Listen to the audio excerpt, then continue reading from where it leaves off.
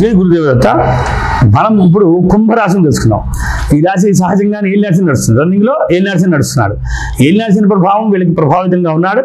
అలానే సప్తమంలో గురుడు, శుక్రుడు, అలానే బుధుడు, రవి సంచార ప్రభావం ఉన్నది కనుక భార్య చాలా పద్ధతిగాను భార్య నుండి వచ్చే అభివృద్ధి బాగుండడానికి అవకాశాలున్నా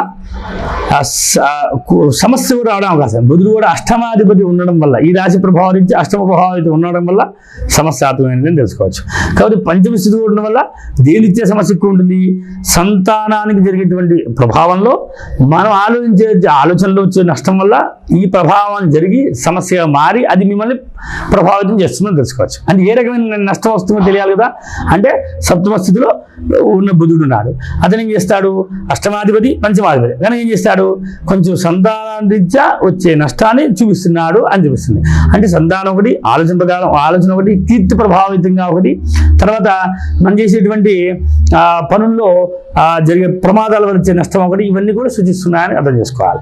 తర్వాత కుంభరాశి వారికి ద్వితీయంలో రాహువుల సంచారం వల్ల కొంచెం ధన ఆదాయాన్ని కొంచెం ఒక సందర్భం రాహు ఉన్నప్పుడు ఆదాయం కనబడదు, ఒక సందర్భంలో ఆదాయం కనబడుతుంటుంది. కానీ ధనస్సు ఈయన గురుడు బాగానే ఉన్నాడు కనుక ఆదాయం సమృద్ధిగా ఉంటుంది, 5 రూపాయలు ధనం వస్తుందని అర్థం చేసుకోవచ్చు.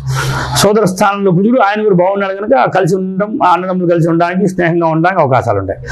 తల్లితో కలిసి ఉండడానికి, తల్లి తండ్రి ఇక్కడ సిచ్యువేషన్ ఏంటంటే ఈ కుంభరాశి వారికి తండ్రే స్వసిద్ధంగా చూసుకుంటారు, వీళ్ళు చాలా ప్రేమగా ఉంటారని తెలుసుకోవచ్చు.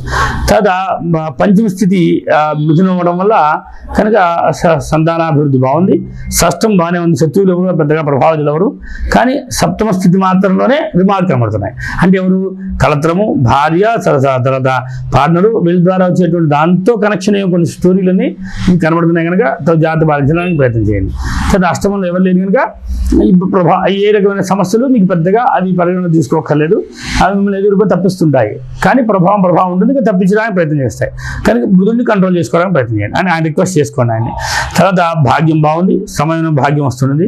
తర్వాత లాభస్థితి కూడా బాగుంది, గ్రహాల స్థితి అంత బాగుంది కనుక ఈ రాశి వారికి ఈ మాసంలో, ఈ శ్రావణ మాసంలో అంతా అనుకూల స్థితి లభిస్తుంది. కాకపోతే సంతానిత సమస్యలు ఏమైనా ఇబ్బంది అనిపిస్తే కనుక బుధుని తప్పనిసరి చదవండి. తర్వాత మీకు ఆ ఆదాయం అంటే వృత్తిపరమైనటువంటి ఆదాయం బాగుంది అనిపిస్తే ఇబ్బంది లేదు. ఏదైనా ఆదాయ రీత్యా కూడా ఇబ్బంది అనిపిస్తే కనుక శుక్రుడు కూడా చదవాలి. దీన్ని చెప్పే విషయాలు వీటితో పాటు ఆ జాతకాన్ని కూడా పరిశీలన తీసుకొని ఏ ప్రభావం ఎక్కువ చూపించుకొని దాన్ని క్లియర్ చేసుకుంటే సేఫ్గా ఉంటారు. ప్రయత్నం చేయండి. జై గురుదేవ దత్త.